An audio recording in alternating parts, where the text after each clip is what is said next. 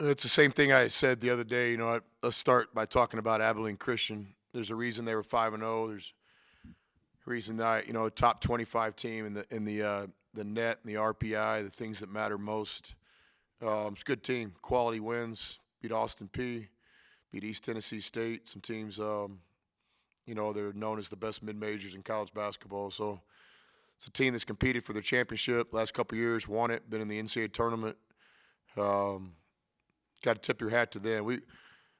It wasn't our plan to be in a one-possession game, but we were prepared to be in a one-possession game because we understood what we were getting into. Joe Golding is one of the best coaches, in this part of the country. Maybe not a household name, but he will be soon because he's just doing this. They're building a real program. The players have changed the last couple of years, but the program keeps going. So really good consistency. Brett Tanner on that staff, they're playing, Danny Casper defense. Coach Casper, Stephen F. Austin, Incarnate Word, Texas State, known for a great defensive coach, and Tanner's doing a great job putting his own wrinkles on that defense, but it's real. They entered the game as the number one defense in the country in causing turnovers, 24 a game. Tonight we turned it over 16 times. I don't consider that a victory, but if we would have turned it over 24, we would have gotten beat. So recognize Joe and Tanner and Trilly and all those guys and the job they're doing and wish them the best of luck. I think that's a team that will compete for his championship. With us, we did not play as well as we need to or wanted to. Abilene Christian's a big reason, but I think some of it was self-inflicted as well. Some careless turnovers. Got to make shots too. You're not going to make every shot every night, but you got to make some, and you got to help be disciplined with your shot and hold follow through. I thought some of our misses tonight just were not disciplined shots. Think positive. We get to the free throw line in the second half. That was the difference in the game. So I recognize that with our players. We basically found a way to win the game tonight from the free throw line when other areas of the game weren't working for us. Lastly, before I answer questions, I recognize the crowd again. Very appreciative of the season ticket holders filling in those spots tonight. That was very noticeable. Then our student section has been great. A lot of these students actually stayed in town. Finals are over for a lot of these students, and they stayed in town to watch the basketball team. So we're very, very appreciative, and I just hope that they'll have a safe trip back to wherever they're going for Christmas break, and hope some of them will stay in town even a little bit more and watch our next home game, which will be against Kansas.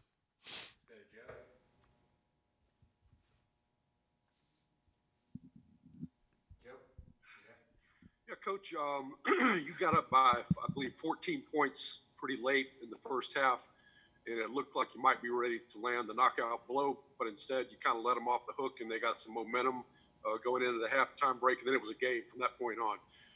Could you just talk about that period of the game a little bit? Yeah, I agree with you. There's certain parts of the game, you got a chance to win a game, a chance to lose a game in certain parts. Certainly the start of the game is important. The other night in Fort Worth, we had a bad start against Houston, could never catch up. I've always thought the last 4 minutes of the first half, the first few minutes of the second half, there's different parts of the game where you got to, you might not win all those segments, but you got to hold your own. You can't lose the game in certain segments. I didn't like the way we finished off the first half. I think you got to give Abilene Christian credit. We knew what we were getting into. I told the guys all week, this team will play 40 minutes. If we get up, they are going to play 40 minutes. If they punch us around a little bit, they're going to play 40 minutes. That's exactly what happened. They did. A lot of our low-level turnovers. We got veteran players out there that have to understand, the assist to turnover is everything for us, for success in the Big 12, for the opportunity or possibility to be a pro one day and get paid to play this game. It's pretty simple. If I'm a guard, I got to have more assists than turnovers. And if I want a real paycheck, I got to have about 3 or 4 assists to every 1 turnover. And some of our players just kind of struggling with this. From a coaching standpoint, we don't send them out to battle without telling them what's going to happen. And frustrating tonight, Abilene Christian does a great job swiping the ball on defense. We worked on it for 2 days, and we don't execute it. So I think it starts with coaching. Maybe we didn't work on it enough. And certainly there's a responsibility for players at this level too, especially those veteran guys. I'm not in the business of sitting up here talking about freshmen, but these veteran guys, you got to execute the game plan. And tonight, our ball handling was way too loose, especially at times. Abilene Christian's defense.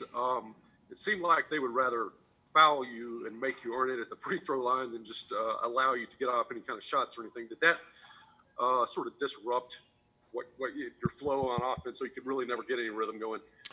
Yes. Very difficult to get into things just because of the pressure. So you have to basically go to secondary plan. Our guys did a good job tonight executing it, basically playing a different way for most of the second half because of the way ACU was playing defense. I don't want to speak for Joe and Tanner and those guys, but they're very aggressive. They believe in being aggressive, and I think your question's accurate in my opinion. I mean, it's they didn't back it up. They didn't say, hey, we're fouling too much. Let's try another defense. I mean, they kept throwing it right at us. They gave us all we could handle tonight. We're fortunate to get to that free throw line in the second half and make some shots, but I think our guys earned the right to get to the free throw line. I mean, we were trying to get fouled, if that makes sense. Go back to Ben. Hey, Coach. A couple questions about the bench specifically. I thought Namari had another good game with 10 points. He had 3 more steals. Kind of talk about his role, increasing tonight with 2 starters out, and then how he's played the last couple nights. Yeah, Namari is doing a good job. He's working hard. So many things going on behind the scenes that will eventually intersect and translate to game night. Many of them are doing it now. Impressive for a young guy to get up there and make those free throws. I mean, this is a one-possession game. I mean, some of those free throws he was making, we were behind late in the game when he was doing that, so that's nice to see. Like his poise. We've already talked about the assist to turnover. We got to get that flipped. He's making plays on defense with steals. I thought he played a nice floor game tonight, as well as other players. We had some real contributions from other guys, and we're a no-excuse program. Obviously, 2 of our best players didn't play tonight, but nobody cares. Everybody cares about the final score, and I think I give our guys credit. We found a way to win a game at home on a night where we didn't play our very best against a very good opponent. I mean, I can't say that enough. ACU is a good team. And, for all of his success off the bench, he was the only one to score off the bench. How do you get that unit going? I think every game, every stat sheet's going to be different. We got some great contributions from different people tonight. It's not always going to translate to scoring on the stat sheet, but we've got a lot of confidence in our bench. Those guys will get opportunities. Opportunities come in different times, different ways. Just got to be ready when your number's called. Let's go to Phil. Coach, it was a tough night for Mac tonight, going 1 of 11. What do you think he needs to get better at to have a better attack against an aggressive defense like Abilene Christians? Well, I think a lot of those shots are great shots that Mac worked hard to get, our team worked to get. You're not going to make every shot. We spent a lot of time with all of our players, with shot selection and then shot discipline. So we'll go back and we'll look at these 11 shots he got tonight, make sure they're all the shots that he wants to take and we want him to take, and his balance, his follow-through, just the discipline to shoot a basketball. Mac's one of our best players, and some of those guys are going to get caught in late shot clock situations sometimes and have to take tougher shots. But, we believe in his shots. When I say we, everybody in the program, he's a shooter. There'll be different nights. I think what Mac's got to do on nights like this is, figure out a way to get to the free throw line. He did a little bit in the second half. Maybe impact the game on the defensive end. He made a couple plays. Impact the game with assist, setting people up, assist screen, just taking what the defense gives you. And I don't want to speak for Joe and Tanner and those guys, but I think Mac was a focal point of their game plan. They made it hard on Mac tonight. All right. Carlos, a couple for you to close us out. So I asked Kyler this. That 5-0 run late in that second half, you guys switched to that 2-2-1 defense. I know you always talk about your guys making plays, and they certainly made those 5 free throws to help you there. But just how much did that help you guys switching to that 2-2-1, speeding them up and kind of being more aggressive on the defensive end? Yeah, I just felt like we had to. For parts of this game, Abilene Christian was the more aggressive team. That's disappointing. That's not our objective. Playing at home in a big game like this, we were ready to play. We understood what we were getting into. Abilene Christian was the more aggressive team for segments of this game. With that in mind, you do things to try to make your team more aggressive.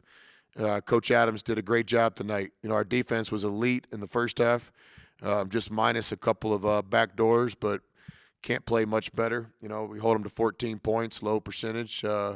Second half, we had some possessions we'd like to get back, but I thought overall our defense, you know, is what won the game for us tonight. Defense and free throw shooting. And I know you mentioned Terrence was a game time decision. I guess when did you all know he wasn't going to play? And I guess when did you know JB was going to start? And what did he do to kind of show that he earned that start? I know you love the injury reports, Carlos. I don't know the exact time of day where, you know, I tell you guys a lot of these are game time experience, so I don't, or decisions. I don't know. You give a guy a chance to play with something like an ankle, you know. And so Mike Neal, those are his decisions. And so when he tells me, trying to answer your question, Carlos, I'm not sure. I think even at pregame meal, we were hopeful he could try. But we're not going to put guys out there unless they're 100%.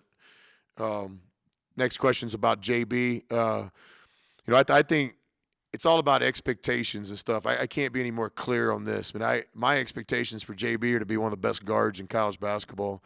He works hard. He's smart. He's talented. He can shoot. He can dribble. He can pass.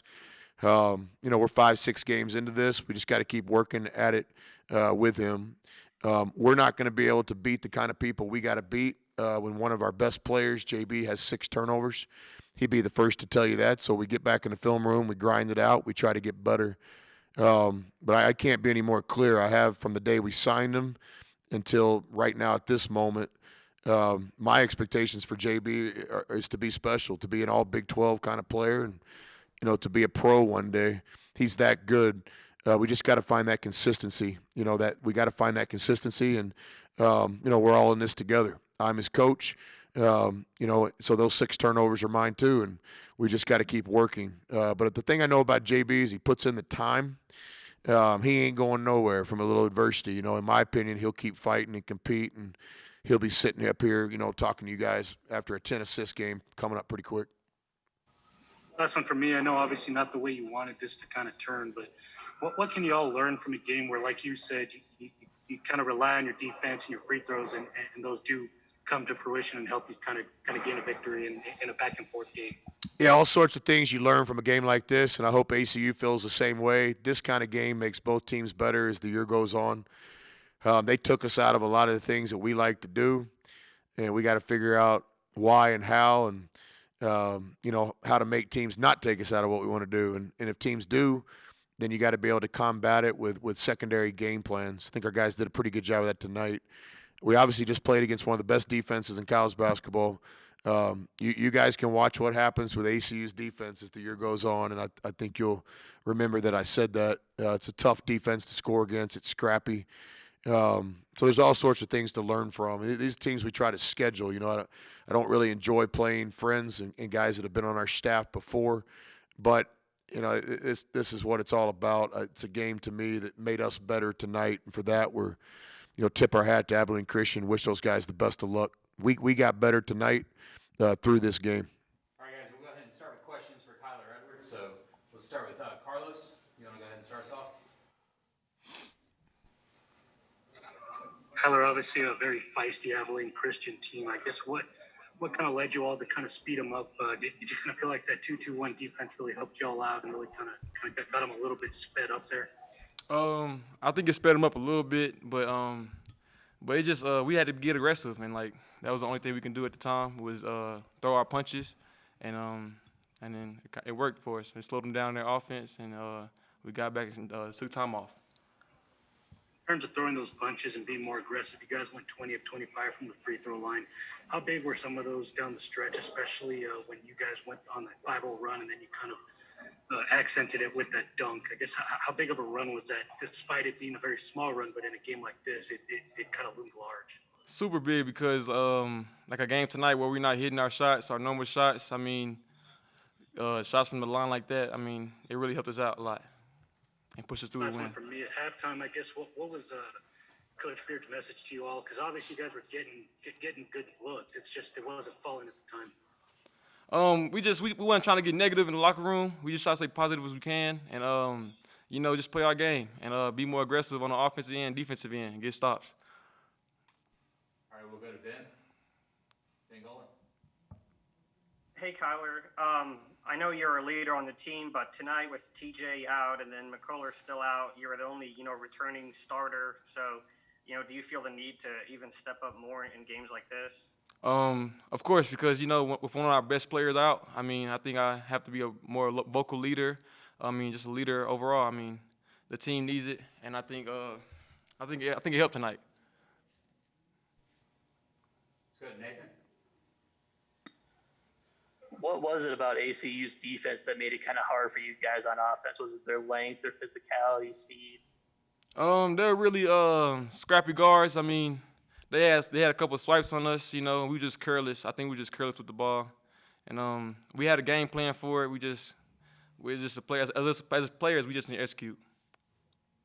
And through the first half, you guys held them to 9 through pretty much the first half. That they kind of got a little bit of a run on you to end it. Did it feel like some of the momentum slipped away there to end the first half, and they took that into the second half? I mean, they were in the bonus, and we just made a couple bonehead fouls. I mean, we had them on defense, but we just made a couple bonehead fouls, and they got a couple free throws. 10.5. Ben, do you have another question, or do you still have your hand up?